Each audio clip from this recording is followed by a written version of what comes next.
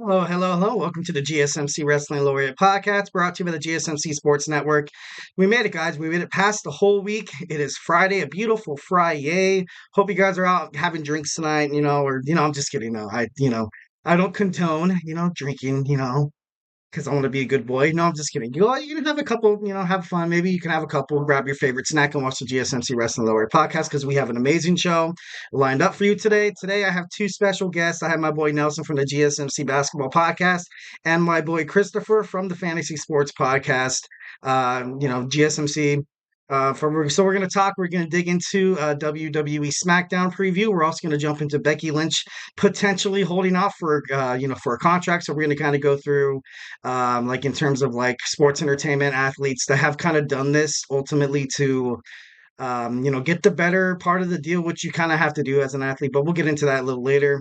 Our third segment, we're going to talk about our Thursday night wrestling review, where we dive into the Ring of Honor, Impact, Total Impact, nonstop action wrestling, and a little bit of the National Wrestling Alliance as well. Fourth segment, we're going to talk about my WWE Tag Team World Cup. I bring in tag teams from all generations, the 70s, the 80s, the 90s, the early 2000s, you name it. Is your favorite tag team going to be on this list? Check out the GSMC Wrestling Laureate Podcast. Make sure you stay for that. And the fifth and final segment, something I do every Friday, is my wrestling news roundup. Obviously, want to give you guys some cool wrestling factoids to head into any conversation. Some guy might come by and be like, hey, like, let's talk about wrestling. And he'd be like, dude, I don't know about wrestling. But then be like, hey, I listened to that weird guy on the GSMC Sports Network. So, yeah, let's go ahead and, but before we move on any forward, I want to remind you guys to use the tips and donations link at the GSMCpodcast.net with your questions. Just put your questions on top so I can see it. A nice little back and forth conversation. Definitely love hearing feedback from the fans. The podcast is way better with fan interaction. Of course, if you want to, make sure you like and subscribe to the show. If you want to keep seeing this handsome mug all over your YouTube computer screens, maybe on Instagram, TikTok, wherever, multiple social media platforms out there, just so you can see me. I'm just kidding. No. But so let's go ahead and dig on to this. Hopefully I did this right. All right, so far seems pretty Gucci so far. So yeah, let's go ahead and dig right on into it. So our first segment, we are going to talk about, yes, it worked, WWE Smackdown preview. So WWE Smackdown, it's a fallout of what happened at the King and Queen of the Ring in Jeddah, Saudi Arabia. We are live from, well, not live because it taped on the East Coast already. But I swear to God, I have not checked TikTok, Instagram, Facebook, so I am as genuine as you are. I have it taped. I have it recorded. Can't wait to get into this. It's going to be sending some shorts about my reactions, about the matches and all the promos and all the storyline change-ups. Can't wait to get into that. So we're going to get into Nia Jax's coronation, her celebration, new queen of the ring. Obviously, her dominance was pretty darn great. The victory, we're also going to get into the victory over Logan Paul. Cody Rhodes tries to, he's going to find out who's going to face in Glasgow, Scotland at Clash at the Castle. Piper Niven also is going to attack, will she continue her attack on Bailey? I'm not too sure. A question that I kind of got for these guys, we'll go with Nelson first. Have you personally, have you been ever kind of, well, I know you went to WrestleMania, so that's kind of a bad question. But I guess I kind of just want to reiterate how just the aroma around going to a WWE live event, kind of what it entails. It's a bunch of people making loud noises, like they're just screaming everywhere. Just everyone screaming. It's a great environment. Like there's just lights everywhere. Like you can feel the atmosphere. It's fantastic. And I'll move over to Chris. Chris, have you had any personal experiences with wrestling? No, I'm on the completely opposite end of the spectrum as you guys. Wrestling is not one of my fortes.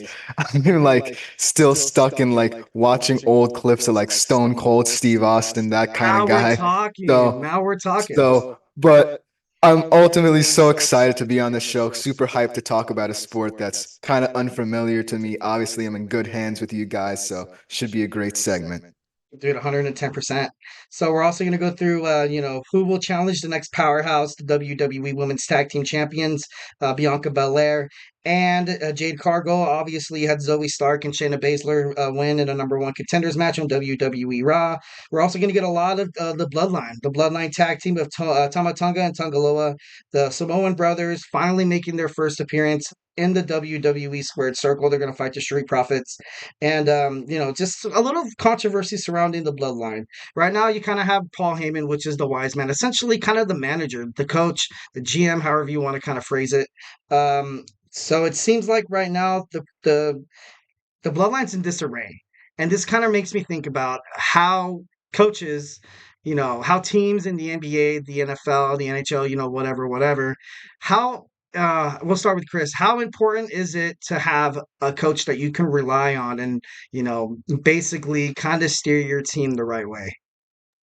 Oh, it's massive. We see it so many times. Obviously, I'm a huge fan of both the NBA, the NHL, and even I'm going to bring in soccer here. Having the proper person to head your team, head whatever you're doing, is so vital. And obviously, in wrestling, it's kind of different because wrestling can be managed in so many different ways. We see Yeah. it with, how these wrestlers kind of manage their fights, who they want to call out next. That's the beauty of wrestling, the call out, to see who is going to be the next exciting matchup to look out for. And so you make a fantastic point that whenever you want to set up something big and massive like a wrestling event, whether it be a soccer match or a basketball game, it's always important to have the proper person to head that. Right, and Nelson?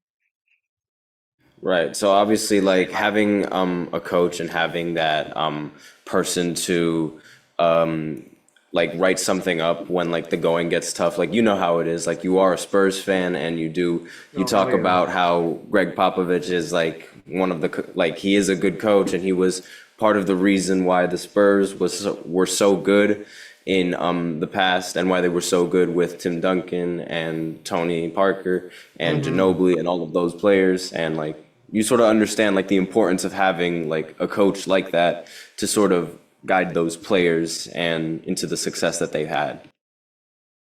Right, exactly.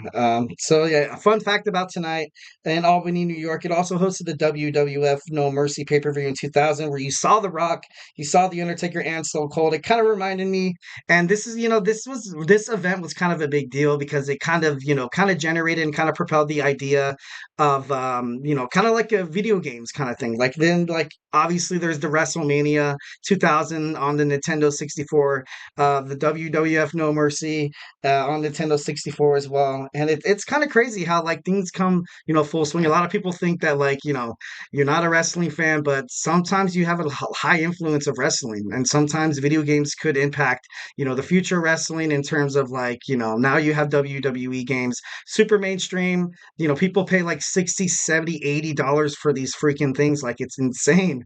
Like, did any of you guys play Nintendo 64? I know you guys are a little on the young side. But have you guys ever played N64? We'll start with Nelson. I mean, like I've played on the console, but I have not like played that game specifically. Like, What was your favorite so game? there was I oh my God, that was so young. I don't Oh, remember that one. nice. I don't remember anyone on the top of my head, but like I was so young. How about you, Chris? Did you dig into Nintendo 64 growing up? Nah, I'm actually not a huge video game person, but like I can understand the nostalgia of a classic video game console. Of Obviously, you're a bit course. older than us, so you obviously have that intelligence in terms of video games and different consoles. So it's exciting to hear about that game specifically. But no, I'm sorry, I'm not a big video game Nah, kind of guy. it's all good, my man. It's so crazy how the game was just influential in terms of the midway games. Obviously, you had Mortal Kombat, you had Tekken, you had Street Fighter, and you also had the NBA Jam series. So the games, I don't know, it's just kind of cool how that all kind of goes, kind of full circle. So, that was it for our segment on WWE SmackDown preview. We're going to move on into our next segment about Becky Lynch's contract. So, hey, don't go anywhere.